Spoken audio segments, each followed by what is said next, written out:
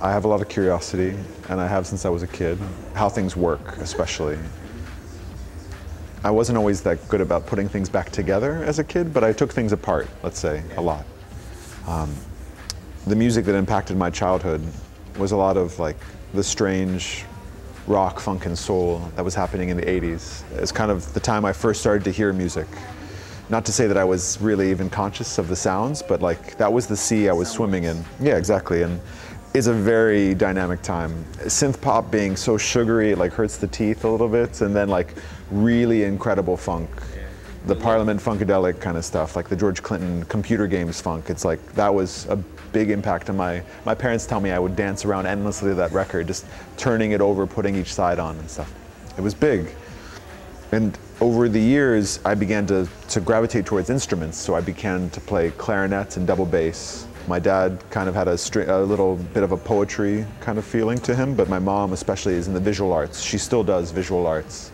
Beautiful work, a lot of portraiture and this kind of thing, but not music, not especially. They danced, which I think is key. But they have like sensibility, I mean, they were artists. Yes, but they're more into like the Laurie Anderson, John Cage, Xenakis, these things, and that's kind of more what I heard from them, which I appreciate, but it wasn't what made my heart beat, let's say, okay?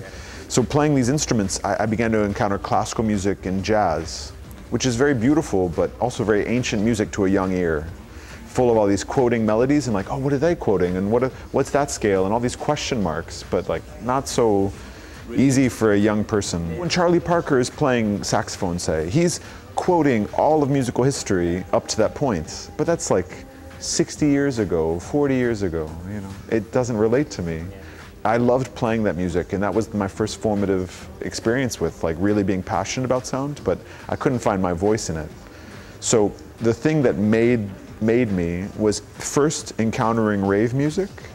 My first like going to a record store by myself, I picked up this like early electronic music, early 90s electronic rave music, and just like flipped my wig. It blew me.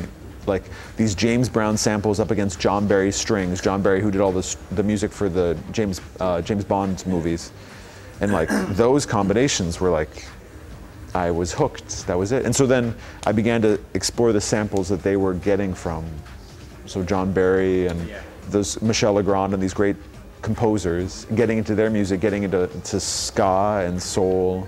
It's a kind of weird mixture there. It's a never-ending rabbit hole. You just can keep going down and down and down, because as I was exploring these samples, the funk and soul, I was starting to explore gospel and like early roots music, and then kept going until I got back to classical music, but through this weird like, yeah, warp zone or something, right?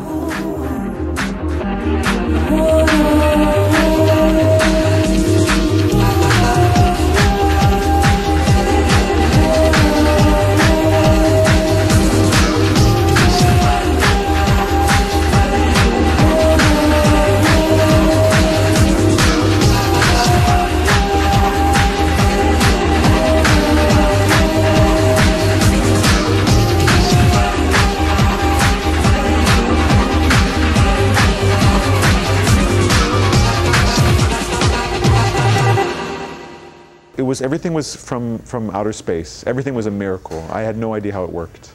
And then you start to learn, you start to have the reveal, the uncovering, and it's special, but also at the same time as it's special, it like loses a little bit of its luster, a little bit of its mystery, and that kind of, I think, forces you to create, because you want that feeling of inspiration that only you can get if you're exploring an outer territory, and you only know that. I was interested in creating things. I was interested in taking things apart and not being able to put them back together. I was learning about invention. If you asked a young me what I wanted to do when I grew up, I would say I wanted to be an inventor, yeah.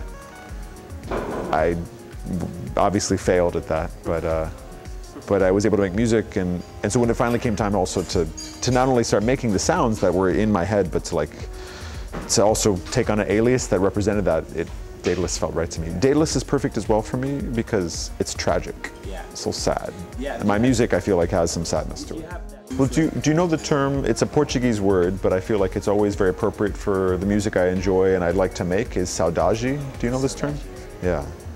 It means like longing. It also has this emphasis of the happy sad. Yeah. So when something sounds upbeat, but it's like on the low, it's sad. And that's the core principle of a lot of samba, is this happy sad, this saudade.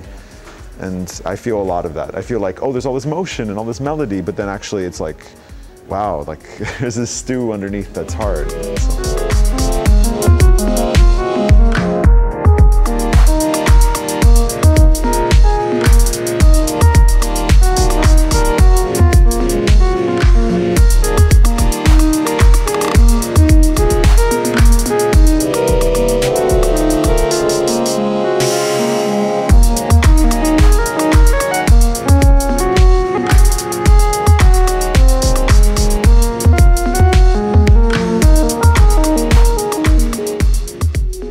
Yeah, I feel very lucky because I was able to experience Los Angeles before this LA scene, a little bit.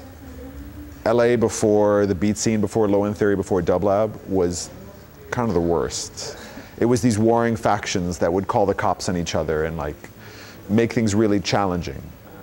As a young voice, there was no room for me. I wasn't associated with a crew, no crew would have me, done. No way. No way.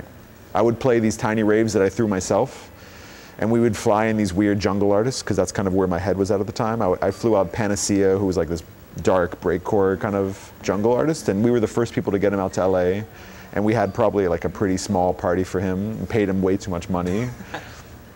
And it was amazing, but also at the same time, it wasn't sustainable. It wasn't like it was going to be able to keep happening. So, Real, maybe. What was that? Real, I mean. It was very real, too real.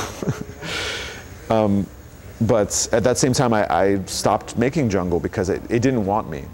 I liked jungle, but jungle didn't like me, you know? So I stopped making that, and I just started to explore what I really wanted to make, these kind of strange drum melodies and IDM-ish, but like much more folky and much more real instruments and circuit bent and these things.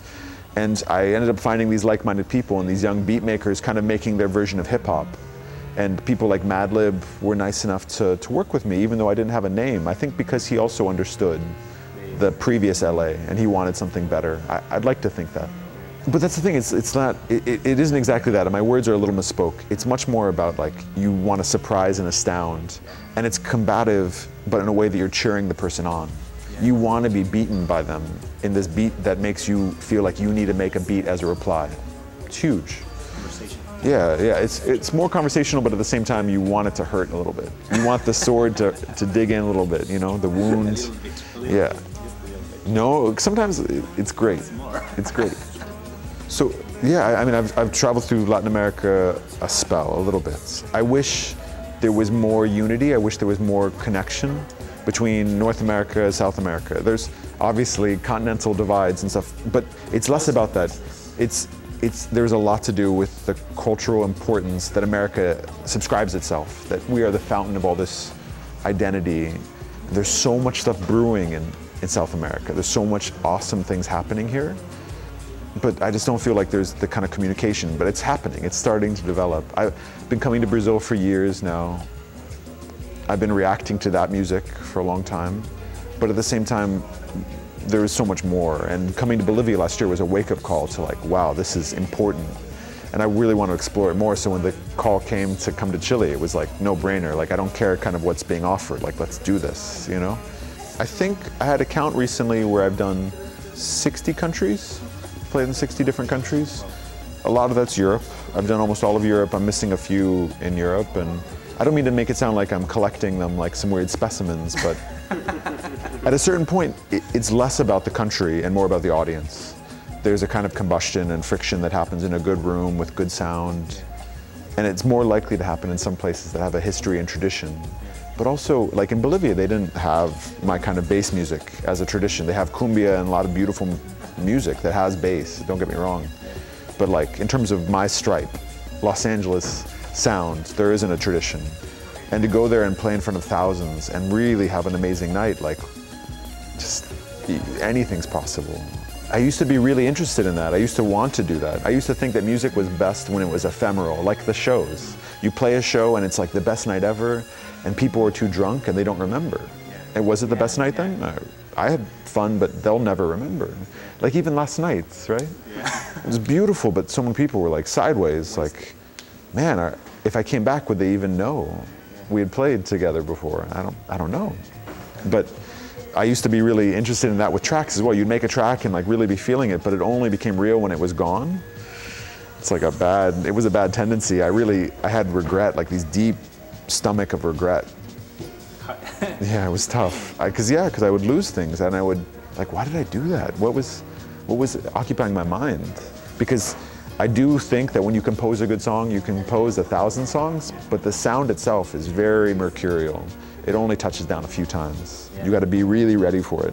Like, it's like the rarest butterfly ever, and you have a very small net, and you're trying to catch it. Yeah, it's like, don't break the butterfly, for God's sakes. Yeah. It's hard. Yeah. It's an illusion that we have any control. We are just adrift in like a tiny raft on a big sea of sound.